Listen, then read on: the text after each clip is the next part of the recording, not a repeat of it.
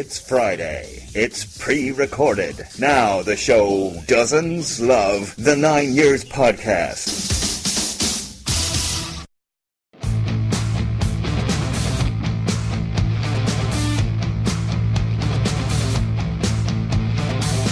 Hello everybody, welcome to the 9 Years podcast. Nick Draper here with the face of the BBC Sport website, Stuart Deakins, as always, and thank you very much for downloading the show this week. Yes, I am talking quickly because we have got a lot to talk about this week. We have a lot to get through. We have the draw with Wycombe on the weekend. Okay, we might not spend very much time on that. Well, for those of you who are there, probably don't want to remember it too much. But we do have that to talk about. We are going to be talking about the situation at Bolton. We have a game to look forward to. We have our own podcast game to look forward to as well. And, of course, we've got lots and lots to talk about the transfer deadline that just passed as well to get through. I'm going to start and get this out of the way quickly because last week I forgot. And if you didn't stay to the very, very end of the podcast, you'd have missed this. And that was our music quiz, of course. So if you recognise the song at the start of this week's podcast, tweet us at 9 Years Podcast, 9YRS Podcast, with the track, the artist and the year it was released. Last week it was Old Before I Die from Robbie Williams, and thank you very much to Mark Hendricks and M Sturgy Boy on Twitter for sending us the correct answers there. 1997 was the year. Now I can take a breath and I'm going to pass straight to Stu, because while Stu talks to you all about the Don's Trust board minutes that have been released this week, Don's Trust board minutes for a meeting on the 24th of July this year, I am going to have a nice cup of tea, which was made, as always, by putting in the milk last, after the bag has come out. I don't understand why people cannot understand why that is the correct way to make tea. Anyway, Stu, Don's Trust board minutes. Yeah, so interestingly, the board minutes have been released, and they're always, to be fair, actually, they're normally on time now, aren't they? So sometime before we used to have them like months and months, but these come out for the 24th of July, and yeah, some quite interesting stuff. It was like, we've talked about it before, and obviously with the demise of, the supposed demise of Bury, of course they're challenging that at the moment, so we may still have them in the league, but really going on a loss of £1.3 million, and there's some interesting highlights that come out from it, and also very kindly the Don's Trust board have made things bold, so more to stand out. And the thing that stands out first of all is a loss of a year end of £1.3 million. That's been unaudited at the moment, and of course their finances will be checked later on. But the first thing is the termination of James Hansen's contract. So we sort of like maybe surmised that we felt we might have had to pay him off, purely because we might have had to do the same with Sheffield United when we got him originally. But it does mention in there the termination of James Hansen's contract would free up money to invest in the following year's players' budget. But the termination cost would be in June. So basically the finances run, I believe, until the end of June. So whatever we pay to free up James Hansen, just remember we paid up to release a target man, a number 9, which we didn't replace with a number 9. But yeah, that was an interesting thing, and just a thing, just obviously qualify what we thought. Interesting thing that I've been looking at as well, pre-season was different this year, wasn't it? So I was very interested to see what expense did we have there? Was there any free? Was it all free or was it laid on? We heard Joe made some arrangements for the Kaiserslautern and the Kickers. I never know what their first name is. I just call them the Kickers. Isn't it Offenbach, I think? That's it, isn't it? Do you know what I mean? But yes, I do, because I've just given you the answer. But it basically said the travel and accommodation costs looked high, because the trip of Ireland was at the end of June, and that would go into the previous year's accounts. But even though they did try to make it as cheap as possible, we still did make a payment for that island. And I suppose what I'm getting at the moment is, did we need to go on all those pre-season tours as such? We didn't. No, sorry. No. We thought so at the time. We thought, this is quite different. Normally we'd have one, wouldn't we? Yeah. But all of a sudden we had like 8, and it was like, Yeah. Also mentioning the work was carried out on the first team pitch at the training ground, which would actually go into the cost of last season. Not sure, just this season? Not too sure. Argued was actually a 2019-20 cost, but I believe went into the last year's budget. And then there's also a comment that we were basically holding on to too much stock. So it looks like we were buying stuff in. We might be just buying too much in. But Joe did confirm that the folk kit which is purchased from Puma, had a minimum order. So I suppose that deal with Puma is also challenging because they're looking obviously for a minimum order, which we buy. I don't think we get much of a markup on Puma, but that might be something we might look at when we go back to Plough Lane. But yeah, just interesting in terms of that. One other thing that come in was that the Dons Trust board have made a contribution. So this is one of the things we weren't too sure about. Actually, before I get into the Dons Trust board, let me just say there was a special thanks to Matt Haylock, who I know well from Oldham's, doing such a great job in the club shop, and the Dons Trust board actually thanked Matt for his efforts. And because if anyone that looks at that shop, if we went back to the shop a year ago, Matt's done an amazing job in terms of, he's actually got me in there quite a lot of times. One, because I've got a small child now, but two, actually there's some really good stuff in there. Mm-hmm. Yes, he has done a great job, to be fair. And there was one other thing you picked up from these minutes, which are available on the Dons Trust website, thedonstrust.org. The investment from the Dons Trust into the Cedars Fund. Definitely. And I'm going to let you talk about that because, as you know, we record this live. Well, I don't know. We record this live. Yeah. How would you record it not? Anyway, my son is sleeping and I need to give him milk. So I'll let you quickly continue with that. How long have I got to speak for? You've got about, well, it depends how quickly I can run to the bedroom. Well, but I will, yeah. Yes, I will quickly go and give him some milk. Okay. I'll talk about the investment. And whilst I'm doing this, everybody, just go on, as you're hearing this, just go on to Twitter now, if you're on Twitter, at Stuart D. Deakins, and just put, Stu, you're an idiot. Thank you very much. Okay, so this Dons Trust contribution, it says here in the minutes, £210,000 would be made available from the Dons Trust, and this would be a minimum level of investment into the Cedars Fund with an extra $40,000 if necessary, which does raise a couple of questions. One is, has that money gone into the fund already? Was that part of the initial 500,000? Was it 500? Yes, 500,000 initial investment that was put in when the fund was first launched and sent out to everyone that had pre-registered to sign. My other question was, that's an awful lot of money, and was that fund being built up over a number of years to be used in this way, or is that money going to be, or was it meant to be set aside for other uses, and if so, where was it, or should it have been directed? It is an awfully large sum.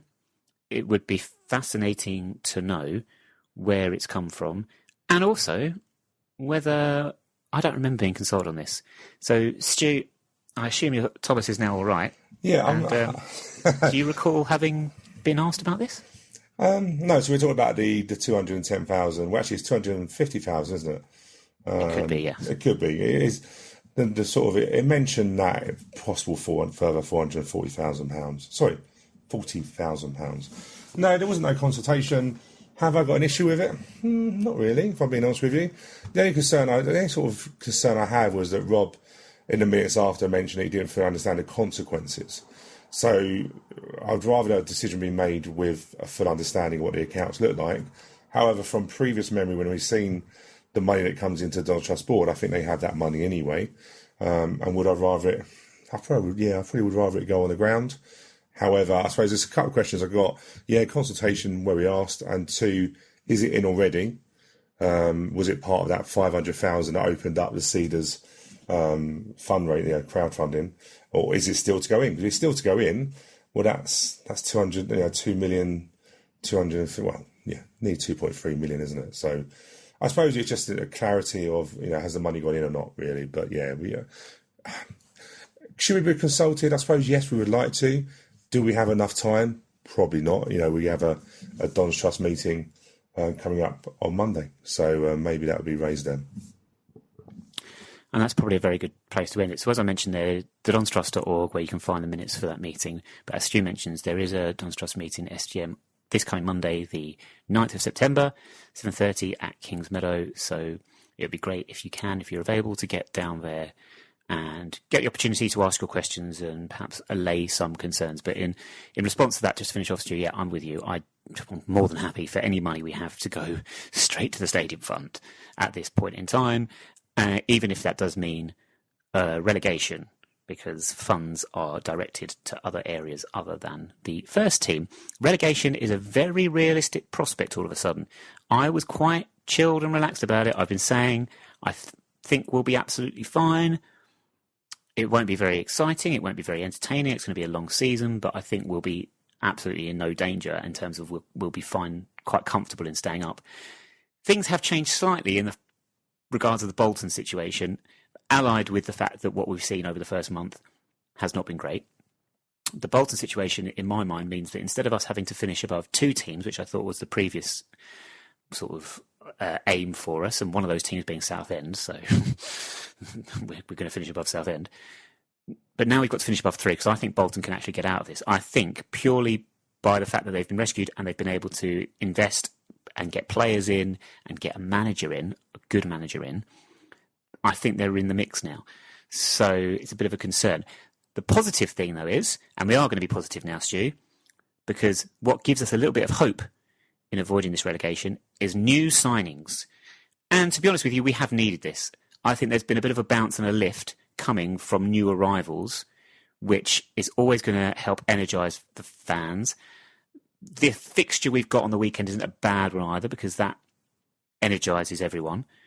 So we could end up this week in a much happier, much more positive place. Now, the three signings we've got in, we're going to talk through them individually. We'll do it in order of when they were announced. So let's start off with Marcus Forss, who is arguably the most important of the three. Some people might disagree with that when we get to the last one, but let's go with it for the time being. So we've got Marcus Forss, who's a forward. He's on a season-long loan from Brentford. He just turned 20 in the summer, but he was prolific in Brentford's B team, scored 2 goals in 9 appearances for the first team. He was injured for 5 months of last season as well, on top of that. Looks to have a lot of pace. So is he going to offer us something different to what we have? Is he going to offer us a goal threat? Or are we going to see him as another striker that ends up playing left wing for some reason? Well, I think he's going to play left wing, because I think Wally's been quite decisive. And if you listen to his interviews after he signed the 3 players, he mentioned his reason for letting Dylan Connolly go to Bradford on loan was simply because he's going to play 3-5-2 and we don't play a winger. So I think we're quite safe to say that he's not going to play as a wide player. I think it's a very good signing. I think it's a very good signing. You know, you look at his pedigree. What is he? He's Finnish. Is that right? Finnish? Yeah. Yes, he's Finnish. Yeah. I just think about little puns here and there. Do you know what I mean? My brain works sometimes. But, you know, he's played at 18, finished under 18, 19, 20 level. Look at his goals. You know, Brentford have that model, don't they, where they statistically get players in who fit positions. So any player that plays with Brentford fits into a certain model and hit the stats. You know, Neil Ardie would love being at a club like that. But you sort of think, yeah, great signing. First loan, it's his first loan, isn't it? The fact that Brentford have given him a 4-year contract before he come to us is ridiculous. You know what I mean? That's a very big commitment. You know, we give 3-year contracts out, don't we? Let alone 4-year contracts. My only concern with loan signings, and what he indicated that there was a lot of haggling with the deal in terms of, you can probably imagine what would we pay if we're paying anything. A lot of times these deals come in with very much conditions that you probably get them on a cheap salary. You might pay, I don't know, 25% of their wage, or sometimes maybe little on that. But actually, if you don't play them, you get penalties in terms of a financial penalty if you don't play them. So my concern is, we've got, if you think about our established strikers, will be Joe Pigott, Kwesi Appiah. If Force has to play every game, unless, you know, we then pay a penalty, that basically means it's going to put someone's nose out of joint, isn't it? So, you know, is it Force and one other? How is he going to be welcomed into the team? Is it going to give Joe Pigott a big kick up the proverbials?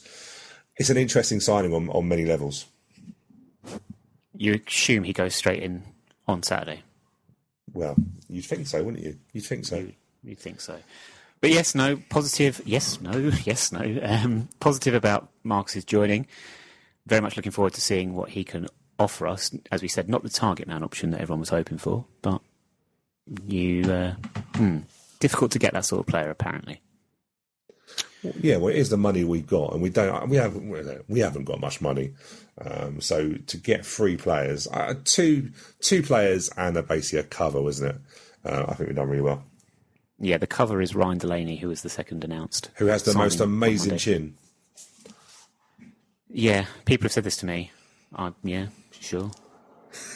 I don't really know what to say about that, to be honest with you. Not that it should affect you playing football, because you should be heading the ball rather than trying to chin the ball away. But it's a serious chin. And another Irish person, nothing wrong with the Irish, love the accent. Wow, can I not understand a word he says? He's not Irish, Stu, because his name is Delaney, not O'Delaney. You've had this conversation the other week. I don't think he's Irish. He's not Irish? But anyway, if he's not got an O in front of his name, how can he be? So it's O'Delaney, isn't it? Yeah, O'Delaney. O'Delaney. Is that... Say that with O'Delaney, I don't know, something like women's spray, like antiperspirant. Yeah. Well, thankfully, he's not going to play it much, is he? Because, of course, we won't need him. Well, no, this is the thing. He's been brought in for cover because Rod's injured. I mean, there's nothing more to it than that. He's not going to be replacing anyone in the starting 11, is he? It's going to be Callum Bay, Thomas, and Nightingale. So that's not going to change. But he is a left-sided centre half. He has got lots of League One experience, even though he's only 23. And on that note, actually, Stu, I should say, and we should all say, happy birthday, Ryan O'Delaney, because on the day of this podcast's release, it is his birthday, and he turns 23 years of age. So happy birthday, Ryan. You're catching up with me, just 2 years behind me now. And you're probably the oldest centre-half we've got. Actually, I think he could well be, with Rod being injured. Anyway, he might be the oldest player we've got. So, but yes, he is in his cover. He's very tall, and yeah, that's pretty much that for Ryan Delaney, to be honest with you. And then the final one, apart from say, he's from Rochdale, but on my notes, he's come from a place called Rodale, which I don't know where that is. Is that some Irish town? Rodale? Could be, actually. That's a good point. Somewhere it could be in, like, County Kerry. Max Sanders is the third, and I would say the most intriguing of the three for me, because agreed. We're looking to see what we get from him. So he's a 20-year-old midfielder on loan from Premier League Brighton, where he's been playing in the Premier League, Premier Reserve League, whatever the stupid ass thing they do now. They did, I don't know. Apart from the fact he looks like Zach Morris from Saved by the Bell, I have nothing else to say. Is he the sort of midfielder that we're expecting to go straight into the team and be the person that's going to start to make us play through midfield in the way that we thought Anthony Hartigan would, which Anthony Hartigan would actually do if anybody else on the team would ever pass the ball into midfield? This is a very interesting signing, actually. When you look at it, he's been under-23 captain for a couple of years. I always like to read I always like to listen to the interviews, because you sort of get an idea of, especially for a midfielder, how confident they are in terms of. I know a lot of the Premiership players now are media trained, but he looked very comfortable in terms of, he led the interview, which was good. But he was very confident in what he could bring. He was very, when he asked, what do you bring to the table as such, that question we always ask, he was like, I can play a defensive midfield, I can play forward, I can play as a 10. I love how people talk now, like numbers. I can play as a 10 or a 9. What about Lyle Taylor? I can play as a 33. That'll confuse people in years to come, won't it? But yeah, he said he could play as a forward. He's very comfortable, very confident lad. You would think he would go in. Who does he replace? That's the interesting thing. Could he play with Hartigan? Would he? You've got Wagstaff at the moment. You've got the energy in there, or you've got O'Reilly, who doesn't feel at the moment like he's doing an awful lot. Do you know what I mean? It's a really weird one. It's I don't know if we're getting the loads out of him at the moment. The question is now, do we go and put him straight in now for the game on the weekend? Because they're youngsters. My worry is that you've got a team that's a young age. I think under Bolton won't be now because they've signed a lot more older players. But we're going to be the youngest average age in League One, and all we've done is brought in some players who are even younger. Nothing wrong in that. They're obviously talented individuals. But this team needs a bit of leadership. Does the under-23 captain come in and provide that? Possibly. Who's you replace? O'Reilly, Wagstaff, or does he go, do you replace Anthony Hartigan? But two encouraging signings, but we just need to make sure we get this win, because if they go into a team that is naturally going to be low on confidence, it could bring them down with it, depending on their character. Yeah, I mean that's the only question mark about these three signings. I have no issues with them on paper whatsoever.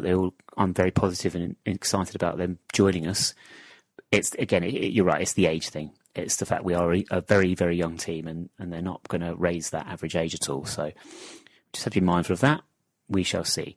It's, we'll find out over the next few weeks, I suppose. The other bit of transfer business, we let Dylan Connolly go on loan to Bradford for the season. Now, where do you stand on this now? Because when it was first announced, I think we had a disagreement. I was more than happy with it. You were not so pleased. Is that still the case? Yeah, it's difficult, isn't it? Because they're not going to come out and say, well, they could potentially say we had to get some out to get some in. You know, if Waddy's gone down and said Dylan needs games, it's unfair on him not getting the games with the formation that we play. He's still very still much in our plans. You know, if we had to let go of Dylan Connolly to get in Sanders or something like that, then that's fine. That's fine. But I just think we've got a very small squad, and it's just something different. We moaned, and I'll keep going on about this. We moaned last season that Nuardi was a one-trick pony, no plan B, played his very simple system and didn't, had no flexibility. Well, Wally's basically admitted the reason he got rid of Dylan Connolly on loan to Bradford is because he's going to play 3-5-2 all season. So he's committed to play a 3-5-2 system, which does concern me a little bit because you've surely got to be able to play 4-4-2. Can we play that now? Do we have any wingers? We've got Pinnock who plays more of a centre midfield now, and probably would be playing out wide is probably a better position. But yeah, I'm still a little bit disappointed. Unless someone comes to me and said the only reason we got Sanders was because we let Connolly go. That's fine if Sanders now goes into the team and becomes the player that I think Brighton think he is. And hey, look, if we get hold of a gem like we did, Reeves. I'll go back to Jake Reeves. Jake Reeves come on to us on loan from Brentford, didn't he?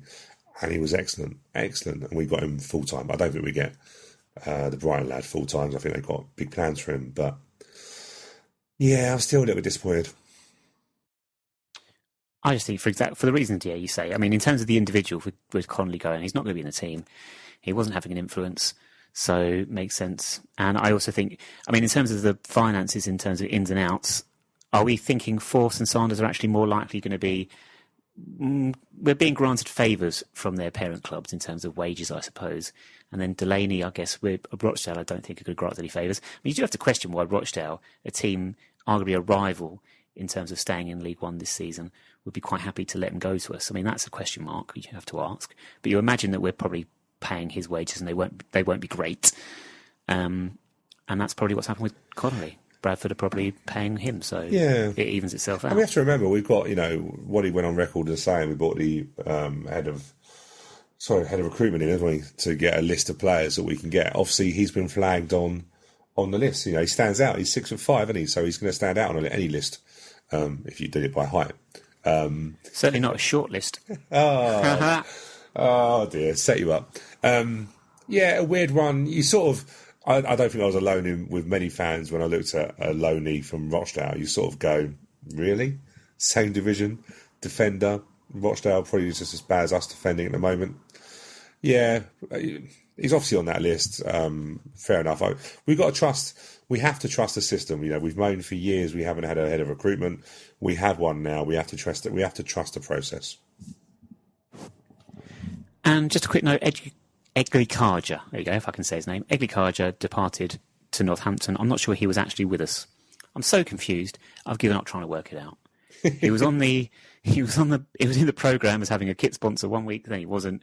He was with us, then he wasn't. He was released, and then he was back with us. I think if I'm right, and I could be wrong, he was with us in a training with us capacity, but not officially registered with us. Is that ringing bells? Anyway, all official correspondence on his move to Northampton have registered him as unattached. So that's probably what's happened. So anyway, we wish Egli all the best, and we're sorry he didn't get more of a chance with us, really, because he seemed to have ability, but for whatever reason, it's not happened. He's a winger as well, so we don't want wingers this year. No, this is true actually. Unless, of course, that's Joe Pigott deciding to randomly play right wing. And yeah, so that's a transfer elsewhere. And in League One as a whole, the big story is Bolton, isn't it? We're going to have to speak about them. But before we do, and their 9 new arrivals, was there any other League One transfers that caught your eye on Monday? Apart from, this isn't a League One, Jake Jervis has gone to Salford. Yeah, I saw that. I just saw had to say that. there. Yeah, Luton have stitched someone else up, haven't they? Has he gone on loan, or has he actually been signed by Salford? I don't think he can be sold anywhere because no one will buy him. So I think he's had to be loaned. Yes. Yeah, Gary Neville obviously has no idea what he's got no idea what League Two is like. Well, we have no idea what League One was like with Jervis, did we? But I hope he does well. Do you know what? It's really interesting. I had a look round. There wasn't loads of tracks for it. I was actually surprised. Actually, I thought there was a lot more activity than what there was when I looked at mainly clubs that are going to be around us. So, for I would say the Southend's, the Accringtons, the Tranmeres, and that sort of Oxford, Gillingham, but not a lot going on. Accrington got a few loans in from West Ham and Fulham. Bolton is the biggest one. You know, they got 6 free transfers and 6 free transfers and 4 loans in. They got some really good. There's the freebies they got. They got Daryl Murphy from Nottingham Forest, been around for years, 36 years old, but got 100 goals in the league. Chris O'Grady, who's from Oldham, so Oldham bought a skint, so probably had to get rid of him that way. Jake Wright, they got on loan from Sheffield United, which I think is a really good sign, ex-Oxford. So they've done really well. But I suppose what I looked at was Southend, nothing in the last week of they did no transfer activity at all. That's madness. That probably tells you. Well, I think after their defeat to Leyton Orient, was it, in the Mickey Mouse Trophy, their management team refused to do an interview. So I think that, along with the fact that there was no activity, probably suggests you that Southend are going to be looking for a new manager. Can I ask you about that? So, because I genuinely have no idea what has happened in the week in the trophy that we don't talk about. So Southend lost in this trophy to Leyton Orient. They're in our group, are they? Yeah, they are, aren't they? Yeah, because we've got Leyton Orient twice in October. If you look Leyton at Orient twice? Well, because it's on. I don't know. I think there's new rules because I checked our fixtures because I'm desperately trying to look through and see when our next win will be. And I was going into October, to be fair. Okay. And we play Leyton Orient at home on the first Tuesday of October and also the second Tuesday of October. Where does it say that? Yeah, hey, look, no my luck. By the time this goes out on Friday, the club will have clocked it and changed it. But yeah, it does show. It does show us playing twice. So hey, look, I don't mind playing a little bit of a It's like a Brexit thing. We're just playing as many times as we can until we get the right result, isn't it? Please don't let's talk about Brexit. I got it in. I can't deal with it anymore. Best of 5. Come on. 3 years. 3 years. Brexit's been going along. Brexit has been going on as long as we have been rubbish in League One and can't win a game. It feels like the two are entwined. So maybe if we do get it over the line, we start winning a game. Our season starts in November. So we have to hope that after October 31st, even if it's never going to happen. I'm going to put it out. It's never going to happen now. I know, of course so. We're never going to leave. Anyway, sorry. So, to go back, Southend lost to Leyton Orient in that stupid trophy. Yep. And their management team refused to do interviews. And I don't know what's happened. I don't even know what we did in this competition. So, if I could ask, last week on the league highlights, the pundit with Colin Murray, who I forget who it was, but anyway, he referenced the manager perhaps being out, and you've just touched on it there. I was under the assumption that the problems at Southend, which have carried on from last season, were all to do with squad depth and lack of money that's attacked them and reduced budgets and everything. But from what people are saying, it's actually a case of a really underperforming team. And I suppose the giveaway to that was when they lost to whoever it was last week at home, I can't remember, they were booed off. And booed when the goals were going in. So that probably suggests that fans are not patient because of other issues. They're looking at underperforming teams. Yeah, there was boos, but to be fair, there wasn't many fans there to boo. I was intrigued with Southend. They're a team that I've always felt very similar to Oxford. Always spend in the light of Bury's situation. Always felt they spend the money they don't have. They have been up for inland revenue. They haven't paid Southend and always seem to have some sort of drama, don't they? And you just sort of think, for a size club they are, and basically they're in Essex, so quite much money in Essex. You just think, how are they surviving? And I think it's a very much a case of that's what's happening at the moment. Look at Scunthorpe, for example. I remember saying to you before, podcast where a couple of years ago, how the hell is Scunthorpe spending all this money? And now you're starting to see they're dropping through a league. From our last look, they're bottom of League 2. when for the previous year, yes. I think they still are. And for the previous years, they were always up and around the promotion places, weren't they? Very similar to Walsall, who missed out on the last game of the season a couple of years ago. So, yeah, budgets. I wasn't going to mention budgets too much, but you sort of sense that these teams have a hit for a couple of years, and then they just do a Southend. Well, Southend have been they've been up and down through the spectrum, haven't they, in recent years? So they played Luton in the Championship about 10 years ago, and look how that's all. But anyway. Wow. Yeah, I know. Stan Collymore was there one time, wasn't he? Yes, now you really are going back to before I was born. So, don't know what's happening. Who is Stan Collymore? I've never heard of him. So, with that in mind, Southend of the way, Bolton, yes, the big story, and you've mentioned some of the names there. I'm just going through the list. So Daryl Murphy mentioned Joe Bunny, Chris O'Grady, Jake Wright from Sheffield United. There were others. Will Buckley is a good free signing. Liam Bridcut. So many. And then somebody from Stoke, who I don't know how to say that name, so I'm not even going to try. Yeah, I wouldn't try that either.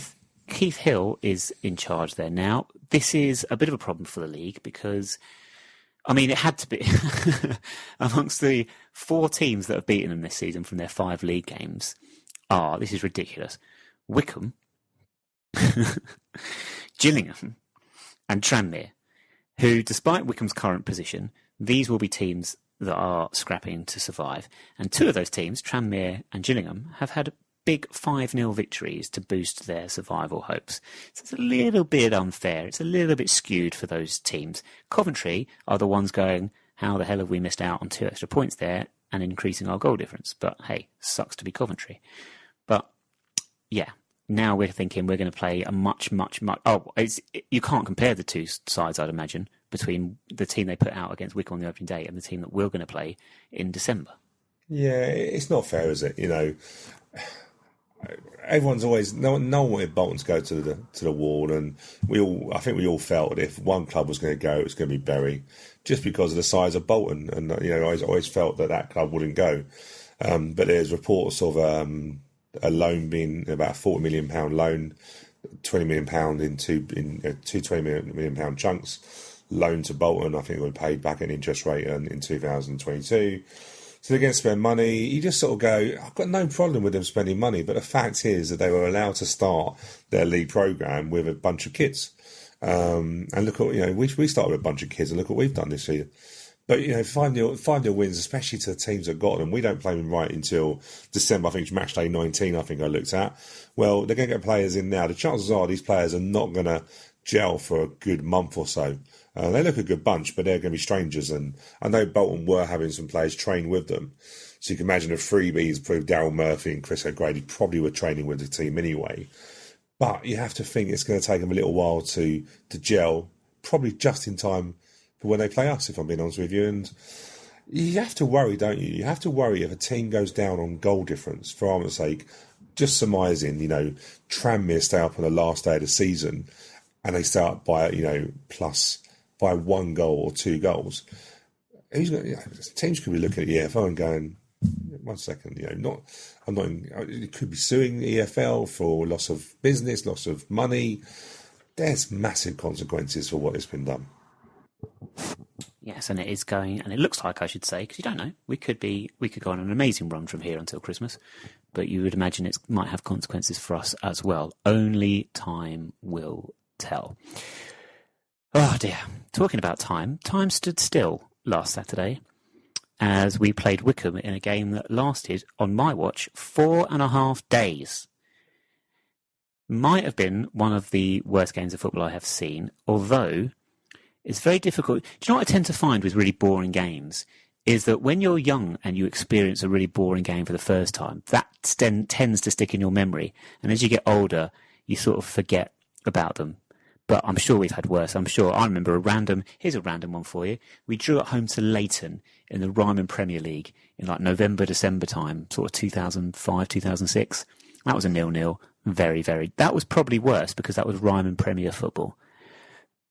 But yeah, it was not much fun, was it, on Saturday against Wycombe? And I'm sorry, I know people would like us to be positive.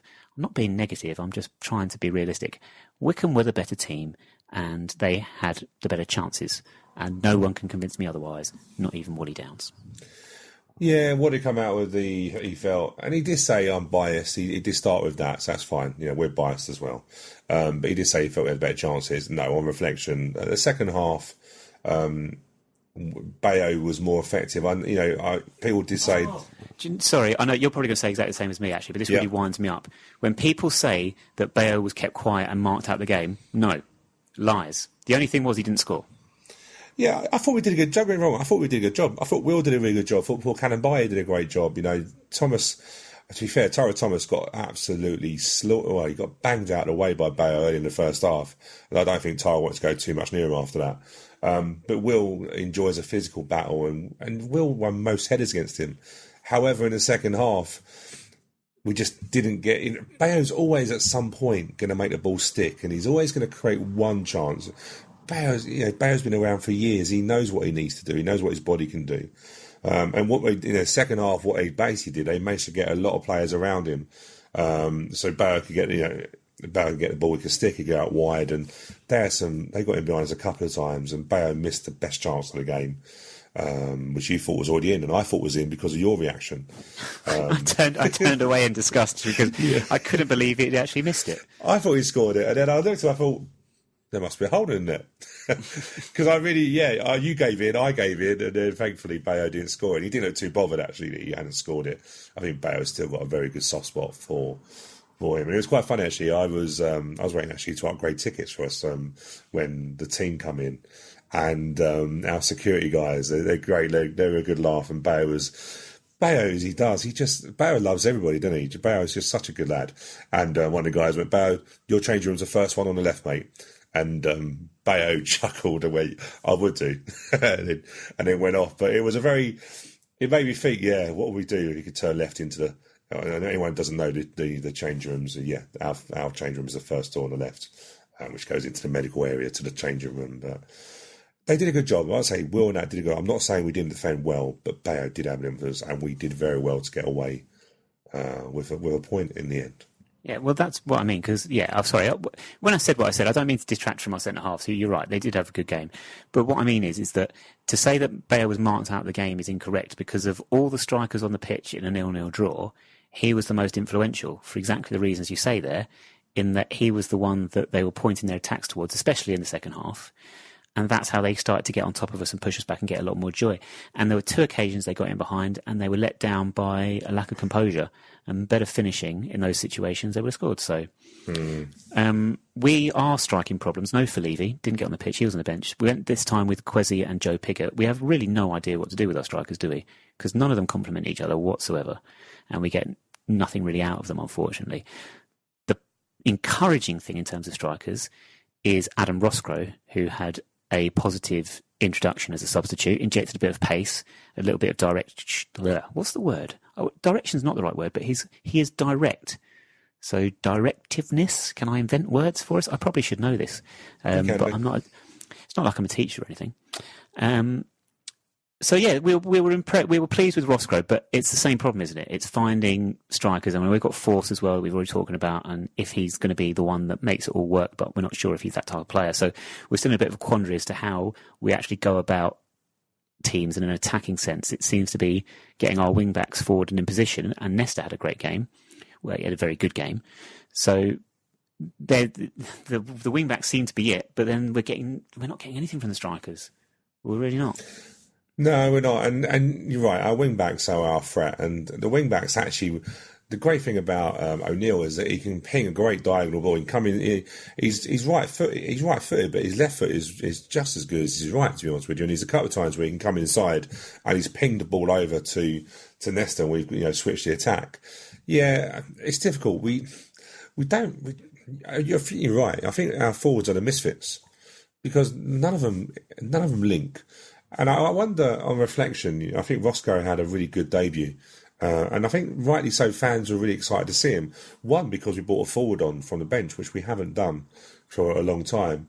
And two, he's just got that direct style, hasn't he? I always said, he from what I saw pre-season, likes to play on the shoulder, wants to turn defenders, wants to get the space in behind. And he did that on a couple of occasions. But on reflection, you sort of wonder, is it because Kwesi and Joe Pigott don't do that. Actually, we just saw somebody with a little bit of energy, very much in a Dylan Connolly. Everyone loves Dylan Connolly because he runs at people. Is he effective? Probably not, which is why he's gone to Bradford. But Roscoe, you wonder how many chances he's going to get, because, like I say, I still think Force will have an automatic place because of the penalty.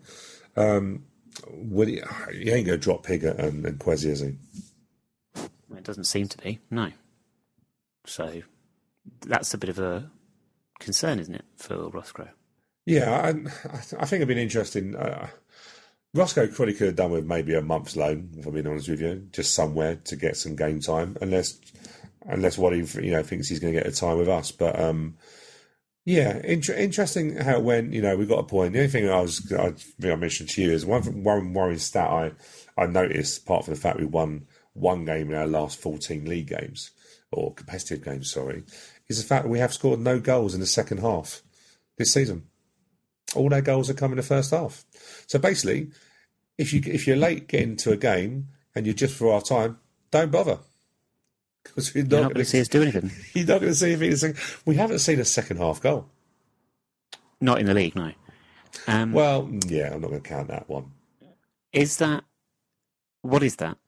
Is that a fitness issue? Is that a tactical issue? Is that teams that come to us? Accrington might be a good example of a team that came to us and sat back and thought, after a certain point of the game, not really worried about what this lot can do to us, so let's try and impose our game on them now.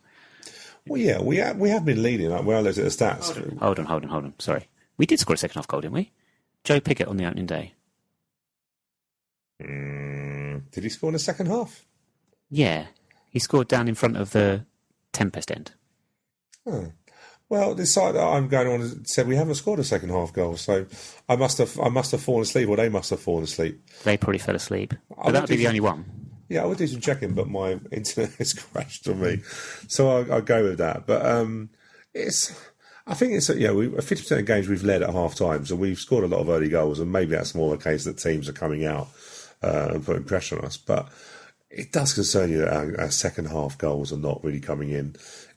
It could be a mental fitness physical fitness is one thing, but actually mental strength is another, isn't it? This team is learning as we go along. We just need to learn very quickly. We've got some really big games coming up. I hate to call a game on the weekend a big game, but it is. It is not because of who we're playing, but the fact is we need to get this win, because I'm looking, I don't know about you, Nick, but I'm looking through the fixtures and I'm thinking, Shrewsbury, Bristol Rovers, Coventry, ouch. I don't see a game that I'd go to, we're definitely going to win that. No, I think we end October. Do we end the month? Not October. Do we end September in Peterborough? Possibly, which is they've suddenly found their... Yeah, if you see the goals they scored on the weekend, against Sunderland, wow. Yeah. So, but in terms of Saturday, just the last thing I wanted to touch on very quickly, Nesta Guinness-Walker, man of the match, very positive display. I think this is something we do have to credit, don't we, in terms of finding a player that you have a specific role in the team for. So you identify a specific type of player to fit a specific role. We've done that with Nesta. We've got into non-league for it as well, which has the added bonus of not going to cost us much money, and there is potential to rake in a lot of money if we move on, if he continues to develop as well as he seems to be. His next challenge is to actually get some end product, isn't it? He's got a goal, but no assists or anything like that, and that's the next step for him, isn't it, to actually influence games in that manner? Yeah, but the way he started is ridiculous, isn't it? Do you know what I mean? I remember I was chatting to someone I know who said that, and I know someone who scouted him last season, and said that he's a left winger turned into a left back. Only played one season at left back and Met Police, and you can see that. But what you can see is actually in a 3-5-2, can bomb on, can get in behind. He always wants to try and commit and get in behind people. I like that. I can live with him trying to nutmeg somebody or trying to ghost past somebody or lose a ball. I can live with that, to be honest with you, because I'd rather someone be adventurous doing that. But yeah, I wouldn't necessarily think he's actually that cheap, if I'm being honest with you, because I know he was very tempted to go to Chelsea, and Chelsea were very much interested. So I reckon we might have had to spend a little bit to make it. To give him a decision, do you know what I mean? He's obviously got a very sensible head on his shoulders, because lots of people would have gone into a Chelsea youth team and sat in there for 3 or 4 years and then found us after that. But I think we've got a hell of a player in our hands. And you're right, end product needs to work on, but he's got all the things you need: height, pace, strength. He's got all those physical attributes. The technical side, I'm sure we can teach him. And I think we've got not I want to rate someone that highly, but I think we've got a player that we will sell for a tidy profit unless we let his contract run out. Not like us to do that, though, is it? That is it then. So 1 win, as you said there, Stu, 1 win in our last 14 competitive games. No wins this season. It's the worst start to a league season we've had as AFC Wimbledon, and I'm not sure when we had a worse one as Wimbledon FC, to be honest with you. 2 points from a possible 18. A long way to go. Of all the squad, who do you think had the best week for us? Was it Nesta? Yeah, I think it's a fair thing. Nesta come in and he's played all season. I think Nesta's easy. And worst week, or player that had the worst week for us? But, I know you don't want to count the game in the week on Tuesday night, but take your pick. People have been moaning about Pinnock. What happened? I don't know. Did you not see it? I don't pay attention. We lost, I understand. We lost 2-0. We did. It's been interesting, actually, on social media the day after, because people have been moaning at Sanez. Was it Sanez? The New Zealand lad? Zanev. I don't know what his name is. The NZ lad basically tried to take a touch, but Pinnock, basically, in my opinion, is at fault for it all day long. Throw on from Tyrell Thomas. If you want to look at the whole... From who? Tyrell Thomas. All right. Yeah. If you want to analyse the goal fully, throw in on the left-hand side... Tyrell plays a ball into Pinnock with a guy right over his backside. Throw was wrong. Then Pinnock plays a lazy pass. It's a very lazy, lofted pass in between the sticks on an angle. And the New Zealand lad tries to take a touch to the outside of his foot just before it bounces and it rolls into the net. It's just a car crash. If I was the New Zealand goalkeeper, I would be absolutely screaming at Pinnock for putting him in basically a pile of poo. A pile of poo. So your answer to the question, who had the worst week for us? Your answer is Mitch Pinnock. No, I'd go for Zanev for being given an unbelievable pass and being made to look a total fool in front of a crowd of 20 or 30 people. That's the only fortunate thing, is that not anyone there was there to watch it. No, I think, Zanev had the worst week just because of... he seems a nice lad, but I wouldn't be too happy at all with my teammate if he did that to me. Was the ball moving so slowly that Nick Zanev could have caught it in, say, for instance, at something like if he had an object, like he could have caught it in his cap or his bag for life or something? It basically was played from the wide. It was played from the left back area on an angle, lofted, and the ball bounced right in front of the keeper. If you looked at a back pass, if you basically said, "I don't like you, I don't like that goalkeeper because I'm Australian," you could not have put him in any more difficulty by that ball. It was just like, it annoys me because I think it's a lazy pass. It's a game where Pinnock really should be looking to work really hard. And if you look at the highlights, I know you haven't, he plays an absolute brilliant ball in the first half to Felivi, outside his foot, outside his left foot, I believe. Yeah, played an absolute beauty of a pass, and we missed from very close in from Roscoe. But you see the stuff that Pinnock can do. He's got undoubted technical ability, but just a work rate of a snail. You say there, one poor back pass, one outstanding through ball. It sounds like Pinnock had a mixed week with his balls. But anyway, elsewhere in the league, was there a result from League One that stood out particularly for you? Accrington had a great recovery on Saturday and won 2-1 in their home game, which is a good result. And the Peterborough beating Sunderland 3-0. Some cracking goals from Peterborough, and they are very much that sort of team. Peterborough you can catch on a day where they will absolutely slaughter you, and other days you think, wow, what have they wasted all their money on? But yeah, they're the two results. I wanted to flag up Tranmere's 1-1 draw at Rotherham for a couple of reasons, because I don't think people are talking about this, and I think they should. Tranmere got an injury time or 90th minute equaliser at Rotherham. Now, bear in mind, this is a team they're expected to be challenging for promotion at home to a team tipped to be struggling against relegation. Tranmere got an equaliser. There's a question mark about whether the goal should have been allowed to stand for a couple of reasons, including offsides, if the ball had gone out of play, what have you. Celebrations that followed it. Did you see these celebrations by the Tranmere fans? I don't understand why no one's talking about this. They all ran down to the front to celebrate. They're going mad, as you would, as we all do when we score an important goal or a last-minute equaliser, what have you. But some of them started to come on the pitch, pushing stewards right over to the floor, like literally throwing stewards to the floor. I did see that. This was all happening, and I was thinking, why is no one mentioning this? Why has this not been mentioned anywhere? I was like, could you imagine, like, if it was, I don't know, like, if it was a Leeds or someone, then I guarantee we'd be hearing about it all the time. But it seems like, it's little old Tranmere in League One, we're not going to talk about it. Well, you can't be doing that. You just can't. Yeah, no, you're right. Surprised. I did see it because one of the stewards were literally falling arse over tip. You shouldn't be doing that. They obviously, I was going to say they've been starved for goals. They played Bolton and won 5-0, didn't they? But fans have got to be careful. They've got to be careful. Celebration. It's difficult, isn't it? Because you want to celebrate goals. Players get. I said to you, didn't I, on Saturday? You've now got more chance of either back-chatting a referee, taking a free kick from position, encroaching on a free kick, or celebrating a goal. You've got more chance of getting a booking than you actually have of taking out a player at waist high. It is a true story, sadly. But hey, I'm sure if we take a player out at waist height this coming weekend, I'm sure we'll get a yellow card for it. Just a feeling. But hey, we'll see. Yeah.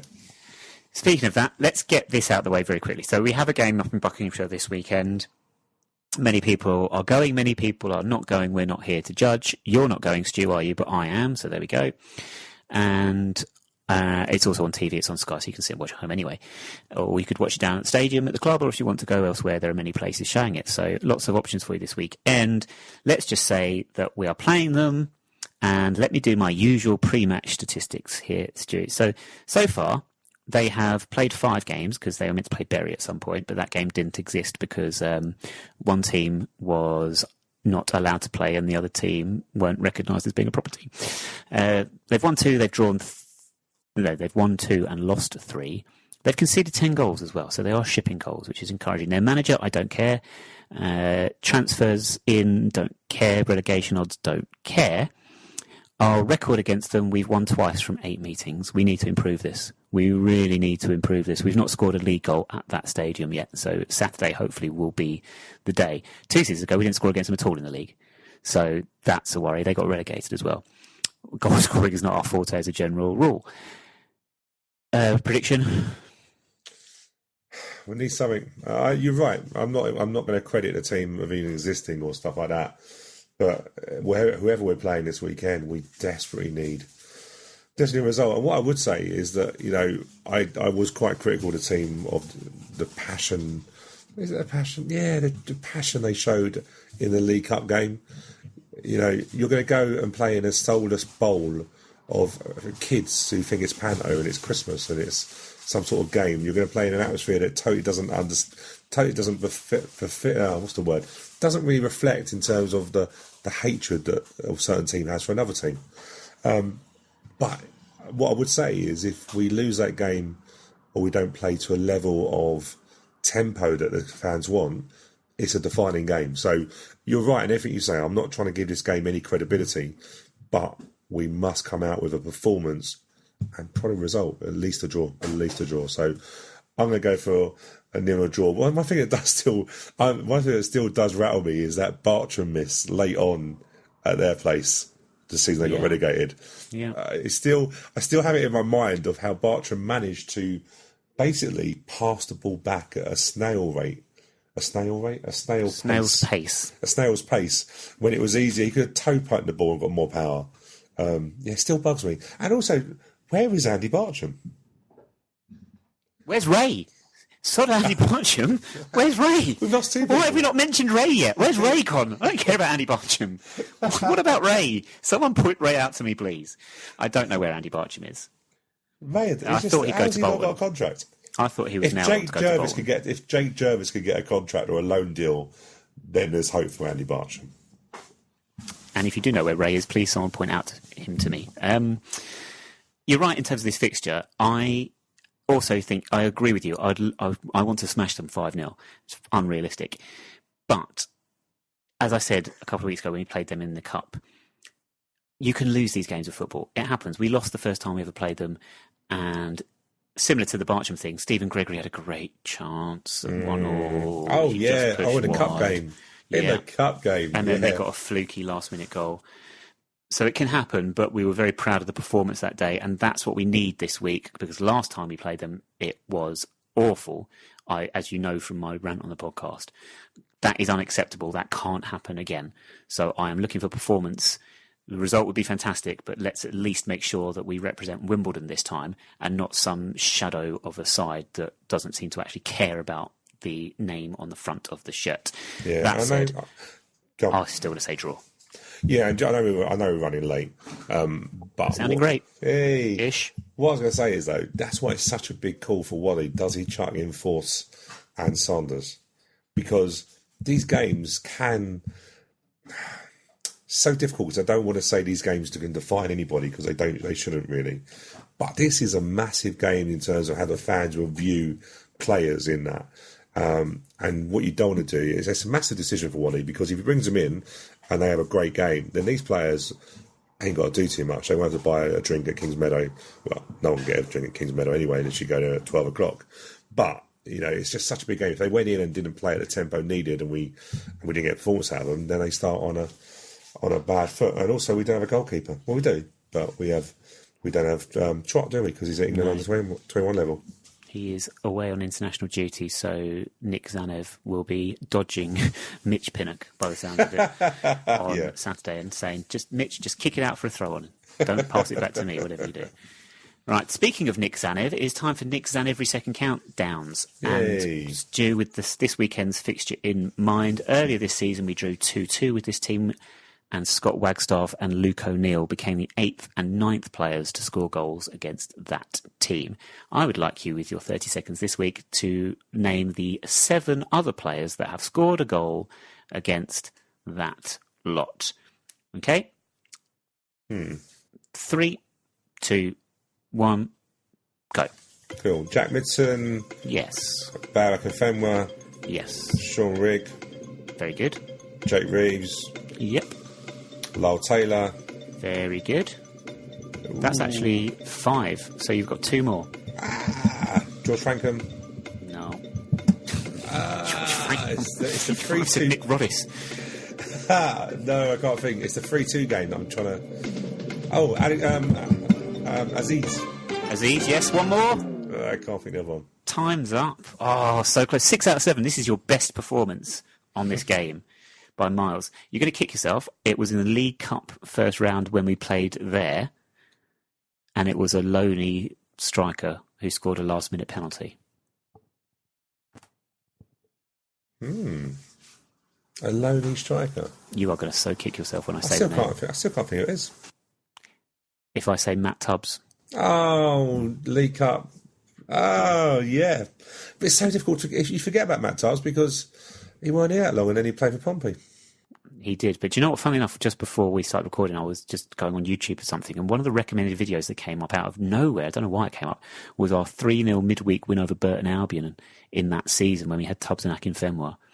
And we tore into that. That was a top-of-the-table Burton Albion team at the time. We tore into them from the first minute and just basically hammered them. And Tubbs scored the opening goal, and Akinfenwa got 2, and George Frankham, as much as we sort of had a little giggle just then, but was getting the ball in wide areas and just chucking balls in the box. And it was exciting and entertaining, and we hammered them 3-0.